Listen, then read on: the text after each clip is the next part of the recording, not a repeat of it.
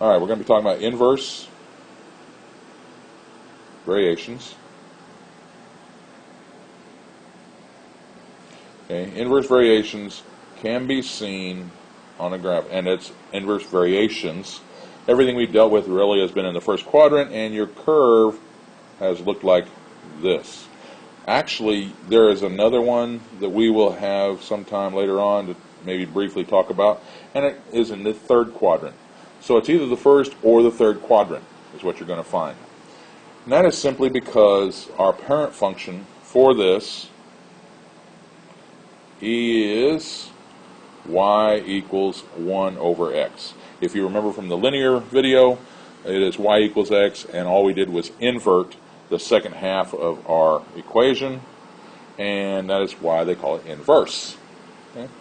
The equation you're probably normally going to see is going to be more of y equals k over x, and k is a constant. It's just a number. Okay? So we have that. We need to know that the domain includes the set of negative infinity less than x less than positive infinity. And of course, if we put limits on this, then we'll change it, or if it becomes discrete, we can change it. The big thing here is x cannot equal 0.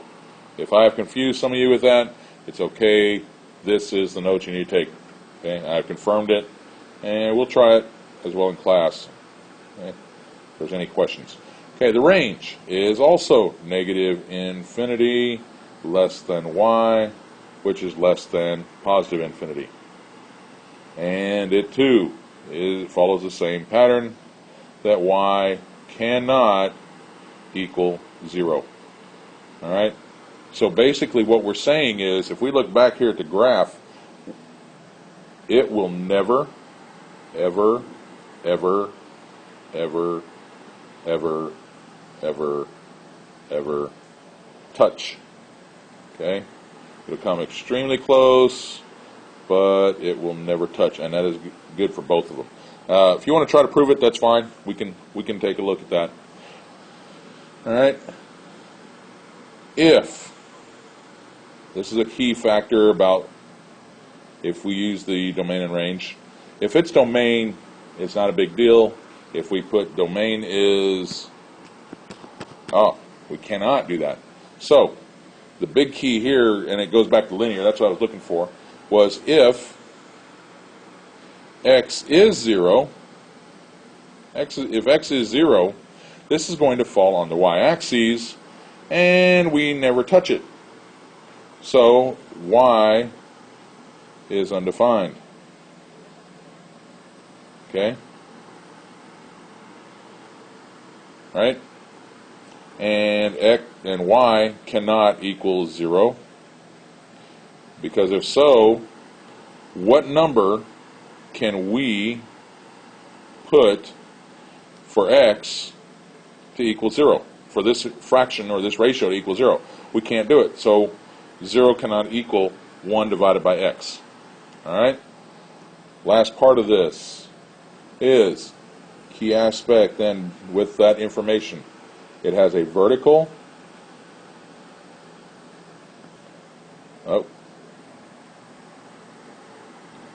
asymptote, and there are people who say it different ways, so don't be surprised, is the y-axis, and what that means is the curve will not contact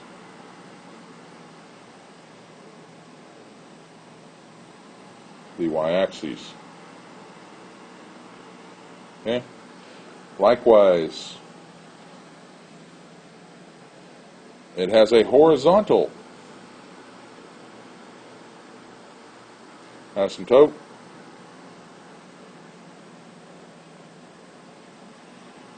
and it is the x-axis. Surprise, surprise. Okay, and again, what it simply states is that the curve will not contact the x-axis.